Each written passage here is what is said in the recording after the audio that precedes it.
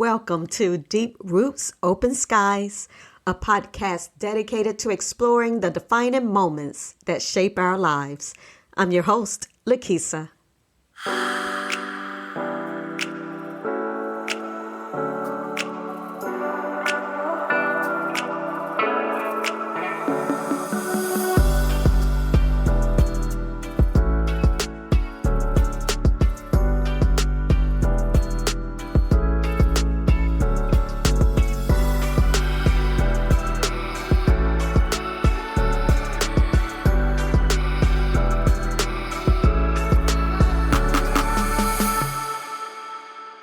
Hello, welcome back to another episode of Deep Roots, Open Skies.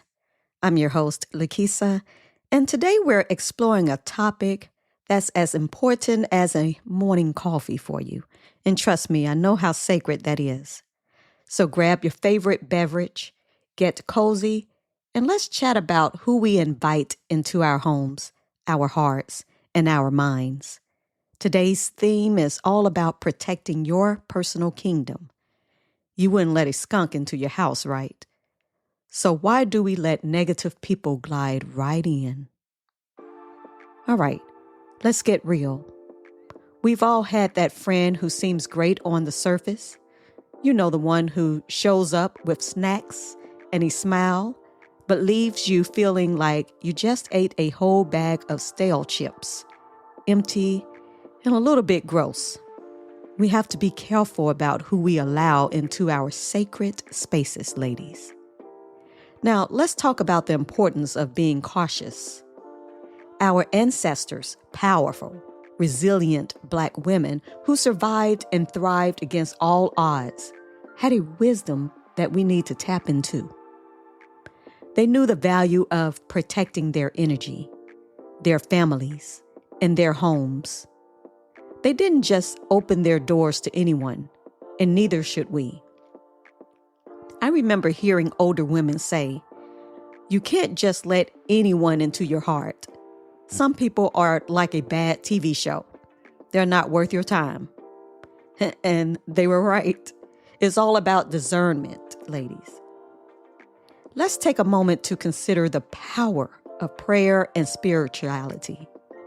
It's like having a bouncer at the door of your kingdom with their notepad, only letting those who uplift you and help you grow. When you pray, you're not just asking for protection. You're actively setting the intention to guard your heart and mind. Now let's dive deeper into the spirituality that our ancestors embraced. The women in our lineage were often the spiritual backbone of their families and communities. They understood the sacredness of their energy and the importance of connection to the divine. From herbal remedies to ancestral rituals, they practiced a deep, intuitive spirituality that guided them through adversity. These women didn't just pray for themselves. They prayed for their families, their communities, and even the future generations.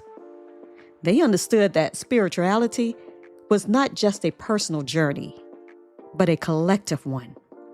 Their prayers were a way to connect with the wisdom of those who came before them, invoking strength and protection. In many cultures, the matriarchs held the power to bless or curse, to heal or to harm, just by the energy they carried and the words they spoke. You see, this legacy is a reminder that we too possess that power. Understand, when we pray, we're not only safeguarding our own hearts, we're tapping into a profound lineage of strength, resilience, and love. So let's honor that legacy by cultivating our spiritual practices, connecting with our ancestors, and recognizing that within us lies the spirit of powerful women who have faced challenges with grace and courage. Just as they did, we can use our spirituality as a shield, ensuring that we only invite energy into our lives that serves our highest good. Now let's talk about something crucial. The importance of heeding those inner warnings. You know that gut feeling you get when something just feels off? That's your intuition speaking, and it's vital to listen. You see, our ancestors relied on their instincts to navigate a world full of potential threats that came upon them. They learned to observe, to be cautious, and to trust that little voice inside that we all have. Think about it.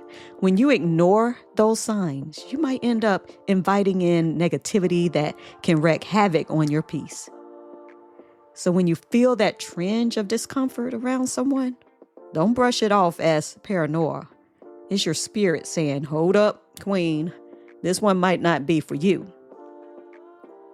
But let's also take a moment to reflect on our own actions.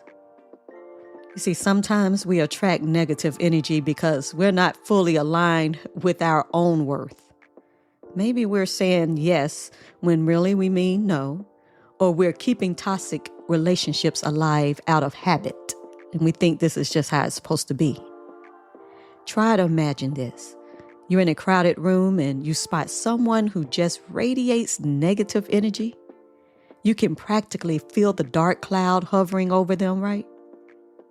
You might think, oh, they just need a friend. But honey, sometimes the best thing you can do for someone is to keep your distance. Just keep it moving. So here's the deal. When you're feeling weak or unsure, tap into your roots. Remember where you come from.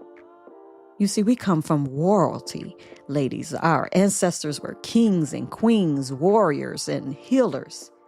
So why are we letting peasants into our kingdom? Just joking. All of our people come from greatness. You just have some that slip through without gaining their majesty robes.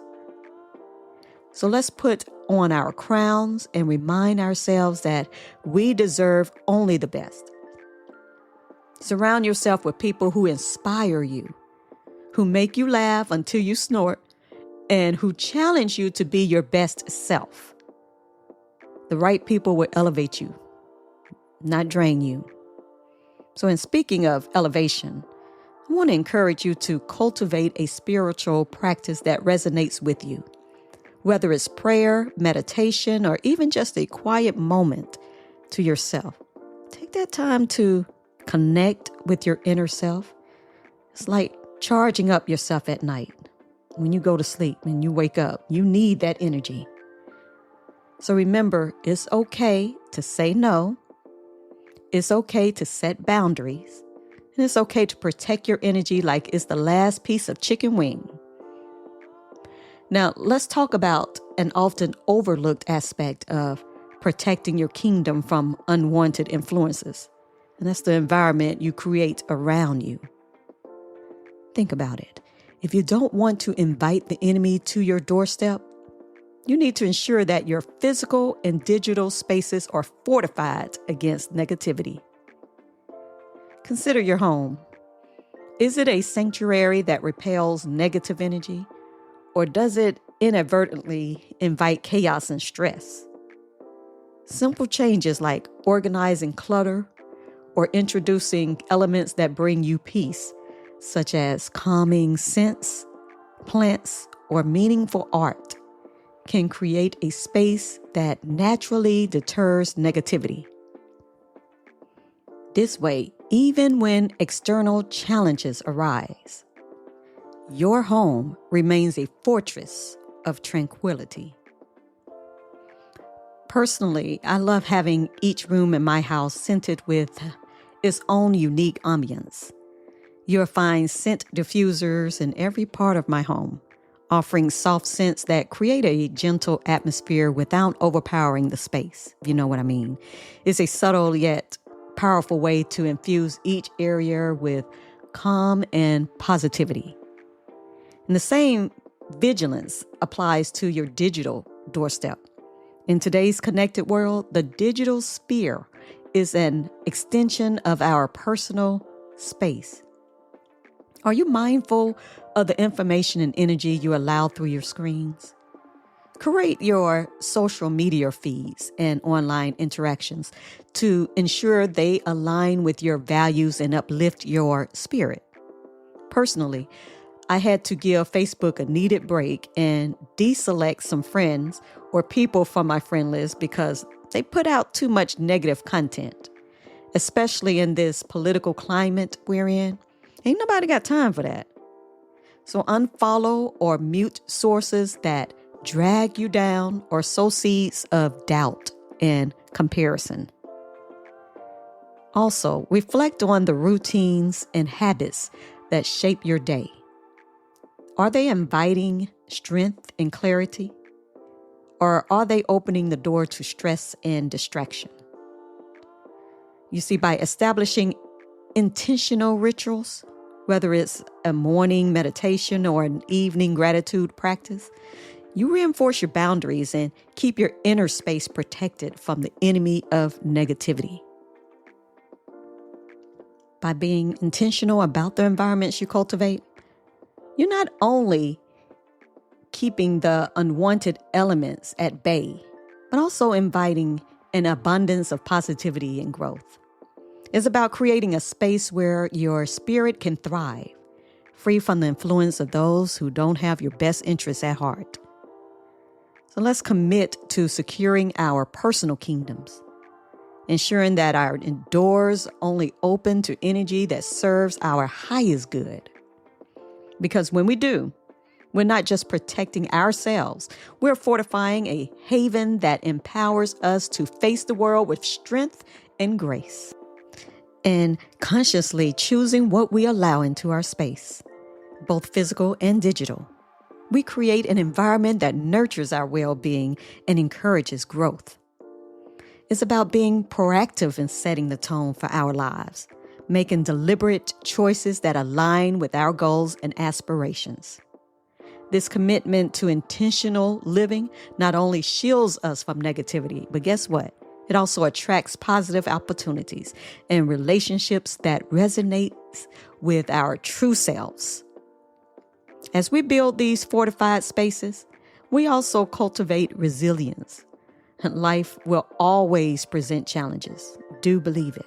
But with a strong foundation of positivity and purpose, we are better equipped to navigate them through composure and confidence. And this practice of mindful curation is a powerful testament to self-respect and an investment in a future that reflects our dreams and values. So let's not underestimate the ripple effect of creating such spaces. Let's not take that for granted. When we embody positivity and strength, we inspire those around us to do the same. You better believe it. You see, our personal transformation can spark change in our communities, encouraging others to also pursue environments that support their highest good. And this collective shift we created towards intentional living fosters a culture of empowerment and mutual support where everyone is encouraged to thrive. This is where we come from. So additionally, think of these spaces as your personal sanctuary, a retreat from the chaos of the outside world where you can recharge and reconnect with your inner self. And you're going to have to regularly tend to the sanctuary to ensure it remains a place of nourishment and healing, whether through you're doing it with meditation, expression, or simply being present and grounded. These practices reinforce the sanctuary of your personal space. So as we move forward, let's embrace the power of conscious choice, knowing that each decision shapes the sanctuary we call our lives. And think about it together. Let's create spaces that inspire, support, and elevate us to new heights, not just for ourselves, but for the world we wish to build. Don't we need it in this time? So as we wrap up today's episode, I want you to take a moment to reflect. Who are you allowing into your life? Are they lifting you up or weighing you down? Let's honor our ancestors by being mindful. Let's keep our hearts, homes, and minds sacred. And remember, you're a queen, and queens do not entertain anything less than royal.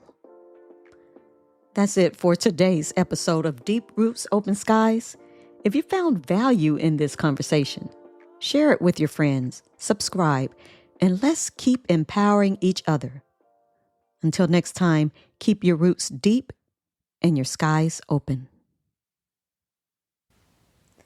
Thank you for joining me on this episode of Deep Roots, Open Skies. Until next time, embrace your journey and keep exploring the possibilities.